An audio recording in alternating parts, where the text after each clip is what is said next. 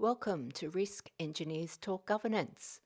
In this episode, due diligence engineers Richard Robinson and Gaye Francis discuss the use of ignorance in health and safety. We hope you enjoy the chat. If you do, please support our work by giving us a rating and subscribe on your favourite podcast platform. And if you'd like more information on R2A, our newsletter and resources, or have any feedback or topic ideas, please head to the website r2a.com.au. Hi Richard, welcome to another podcast session this morning. Good to be here again, Gaye. Good. Today we're going to talk about the use of ignorance in health and safety and in the way that sometimes it's used to make decisions or how they gain information. So we've seen... Well, not make decisions. Or not make decisions. It might be more relevant. True. And how it's being used to maybe not give the best safety outcomes for organisations. Well, this is actually a number of levels. I think we were sort of just talking about this in advance, trying to work out what we're going to say. And Always a good thing. What we observed has been used at a number of levels because we've observed the churn at board level. Yes. And then we observed the whole lot of directors turn up who don't know much about this stuff. And what was that line from that director you said? You wouldn't expect us to know all of the hazards that our organisation is exposed to. Well, the ones that can kill and maim the people who work there, yes, you would. I think just explaining those couple of points, we've been in business for a while, Richard, a long time. Yep. And the boards that we've seen over the years, I think their tenures are becoming shorter. They used to be, 20 years ago, used to have quite stable boards that have been, with the organisation for a longer period of time. We're now seeing typically that tenures are sort of in that 5-year sort of span. And I know that there's strategies that go on that, you don't turn your whole board over every time and you try and keep half. But the continuity of information in a board, and especially when you're talking about boards that are responsible for technical issues or technical organisations and service delivery organisations, that you've got a longer horizon.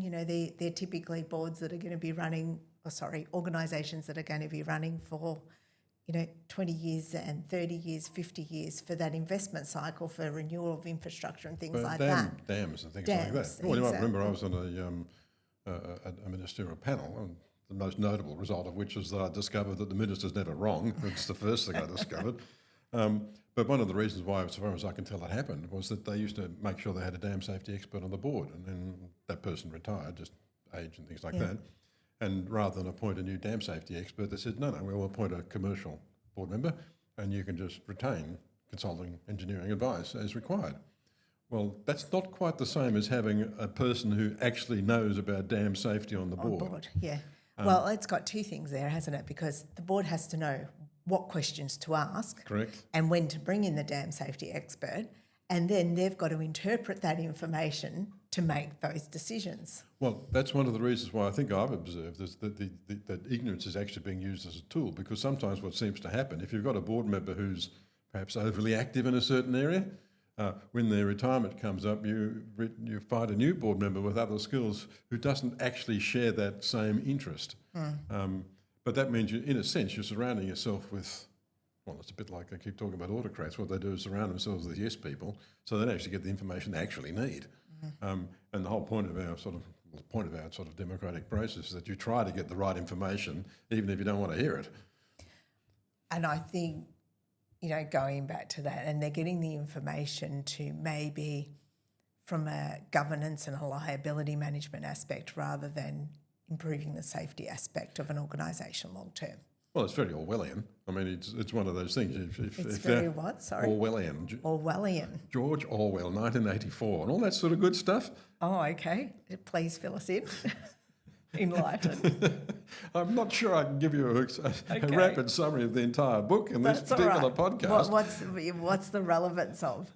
Well, that's just the basic way totalitarian systems work. Okay. You basically give people information so they only know what you need them to know, and so that they'll want them to know. So they'll give the answer the way in which you wish to get it. Right. I mean, that's partly why you put people in silos. But if you leave people ignorant, well, I thought one of the key things and the role of the board was to ask the difficult questions and to, challenge the status quo in a way. Well, in a sense, the whole reason for the work health and safety legislation because boards weren't doing it when awful things happened. Yes. And so I don't know if people ever really is on the ball, but if you have a longer-term director and they saw something awful happen, I think I told you one of the first jobs I ever got. So do you think part of it is that because we've gone to shorter-term tenures, that people aren't seeing these bad things? Yeah, but I think it's got to do with the entire hierarchy. I remember I told you a long, long time ago, I got seconded to as a safety manager for an oil company. And I had to go and look at all the oil terminals around Australia. Now, what I didn't know was the fellow that I got seconded to, he was a personal friend of the managing director of said company. Right. And he'd been with the company for about 25, 30 years, and the whole organisation knew him. And when he turned up, because they'd had some health and safety problems, and when he turned up doing this audit with me tagging along, taking notes and generally doing the legwork, which is what young people do, what I sort of worked out later was because when this guy turned up, the organisation knew who he was, and they knew he had a direct connection to the CEO, and so that if this fellow said, yeah, that's an issue, I will bring it to the attention of the CEO and he'll bring it to the board. It was escalated in that way. I can't guarantee what the result will be, but I can guarantee it will be raised. Everyone believed him. Okay. And the direct consequence of that was their health and safety statistics abruptly improved. But that required somebody who'd been with the organisation a long time that everybody knew and trusted. And that trust part was the key bit. It's the trust thing, isn't it? And the communication up, I think, and we've talked about this, not necessarily in this season, but in other seasons, about the truckload and the information load that is actually going up to the boards in the risk and health and safety space, that it's not understood. And it's sort of become, we keep putting all of this information up, but it's not in a way that can wheelbarrow loads, and nobody understands it. They don't understand it. How do you actually get through it and get to the bits that are actually important? Remember, it's a while ago now, there used to be this thing, I forget, it was sort of one of those James Reason-ish things where you actually send somebody to go and talk to everybody.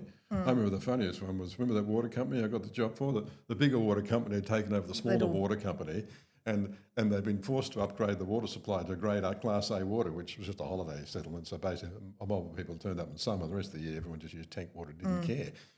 But anyway, they'd been forced to upgrade it. But what had happened was because the water supply had been upgraded, all the tourists turned up in summer and drank the place dry, where previously they'd avoided the water. So you had to do your supply and demand thing as well. But the funny thing was, when I turned up, I started wandering around talking to the people who work for the smaller water company. And I was asking all these questions, and this guy, some character who turns up in a suit asking the guy actually doing the job the questions, you can sort of see them look at you with a fair degree of suspicion. Yes. What are you and who are you and what do you want? And I was busily writing down these notes, what this guy said, and he was looking at me astonished and said, "You're actually writing down what I'm saying, aren't you?" And I said, "Yeah, I'm really writing down what you're saying." And he said, and I said, "I can't guarantee, because the smaller company had been overwhelmed by the new company's rules and processes and procedures, and they were just frustrated, even though they had quite a good process in the team. They were just getting a hard time." Yeah. And I said, "Look, I can't promise that anything will get done, but what I can promise is I would tell them The good competently things that we see. what you guys are doing, the good bits are doing, the bad things that are happening, and I can promise them to tell you that." Now, I actually can't remember if the company did anything. That's our problem. We do our bit, and then we go on. I do remember that job, but I think they took some of the cultural issues or the cultural benefits from the small one from and put in the big to the big organisation, I think they because did.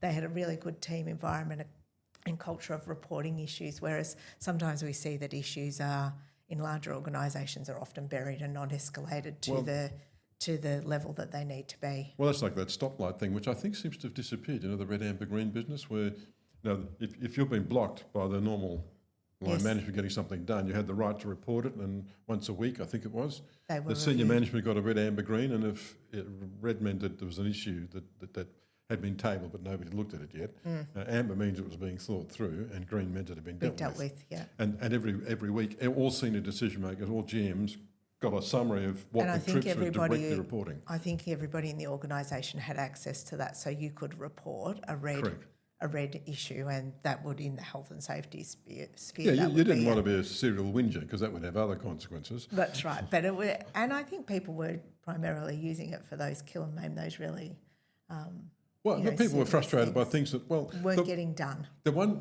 that particularly annoyed them was when something broke down, a remote SCADA instrument broke down. Somebody goes out and fixes it, and a week later it's bung again. Yeah, And they do it again, and there's bung again. You do it again. Well, after a while, you don't keep fixing it. You sort of it's got to be properly dealt with. yes, yeah. So it's closed. But if for it's real. an important thing that's going to stop something critical happening, then you really need to make sure it's working. So it was a backup to the QA system, I suppose. So I think we talked about ignorance being an endemic, and that sometimes it's being used as a tool to not give the right information so decisions can be made. But we also had in this one that we might talk a little bit about testing optimism bias. Yeah, well, that's sort of, in the commercial world generally is a bunch of optimists, okay, because they sort of look at the upside downside risk and say, ooh, we could make all this money and get all these things and this, that and the other thing. I think they also look at it and say, for the health and safety aspects, that's not going to happen, so we don't have to worry about it as well. So, well, it's more than that. They sort of say all those risk people, they're a bunch of Pessimists. Pessimists, they'll never let us do anything. yeah. And at one level, they're probably right, but they've still got to think it through. I think the whole point of the due diligence part, it isn't that you can't be optimistic, but if the pessimists put up something, you've got to explain why it's not reasonable to do it. And I think that's what comes back to that SFAIRP approach, isn't it? And we've said this a number of times. It's often more important to say why you're not going to do something compared to justifying why you are going to do something. Well, you might remember that option. I did get that inquiry about the report we did several years ago now saying you need to do these things. And the question came back, well, it's not been done anywhere else on the site. And I said, well, there's a reason for it. There's a hazard next door. Now, at the time, that's what was needed to get it through all the regulatory hoops and loops. So to change it now would be very difficult. And it wasn't prohibitively expensive. That's the point. I think it also comes back to, just on your point there, the SFAIRP approach it's a snapshot in time, but it doesn't mean that you can then put it on the shelf and let it go. Technology is changing all the time. More information is becoming available. You should be able to make better decisions with the information. So I think, this is something that has to be a continuous improvement, continuous process as an ongoing governance exercise at that board level. Yeah, that's right. If it can kill and maim, then you need to show that you've done every reasonable practical thing you can to stop it going wrong. It doesn't mean it still can't happen, but it means you can. And it's like that CFA captain. He said, I know if I stay being a volunteer fire captain for another 10 years, one of my people's going to get fatality. Yeah. And I need to be able to look the next of kin in the eye. It's got nothing to do with insurance. It's got nothing to do with liability. I need to be able to look the next of kin in the eye and say, we had done every reasonable practical thing we could to make sure this thing wouldn't happen. But fighting bushfires is an inherently dangerous activity. There are lots of variables which we can't control. Yeah. It's like the two young people who got killed at Bright. By the train. The tree that But the tree that fell downhill. Yeah. But they knew the wind had going up. They were already retreating. Yes. They were trying to do every reasonable thing they just can. Just bad luck, isn't it? But that's one of the reasons why we had that job to design cabins so they'd be more resistant. It still won't stop if a big tree hits it square, but it will deflect it. Well, that comes down to our whole theme around what our podcast season is so far: the moral imperative versus the commercial reality. So it's hand on heart stuff. Have we done every reasonable practical precaution we can, control we can? That's reasonable in the conditions that we find ourselves. Well, it's a bit like the bushfires. The Black Saturday was 2009. We're now 20 years on. We're coming up to our once-in-a-generation bushfire time and you go again. and look at the bush out there and it's all grown back and it's all looking lovely, and I guess we're all moving back into the bush again, or at least a new set of people's moving back into the bush. The government has put in some new rules, but we're a bunch of optimists. It is lovely out there.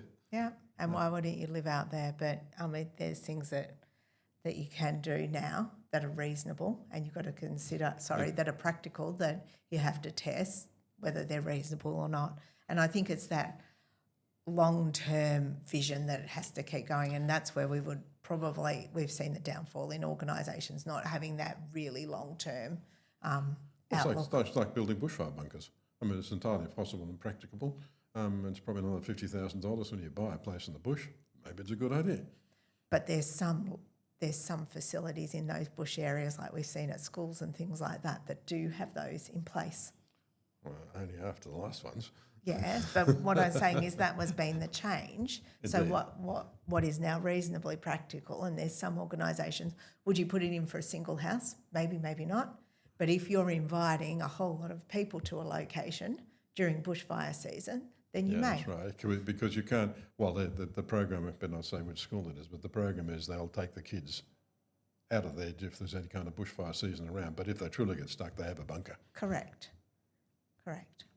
All right, on that note, I think we're at the end. Thank you for joining us today, Richard. As we said, there's always a conflict between the moral imperative and the commercial reality, but The SFAIRP moral imperative and the commercial reality. Okay, thank you for that clarification. But we hope it's been an interesting conversation. Thanks, Richard. Thanks, Gaye.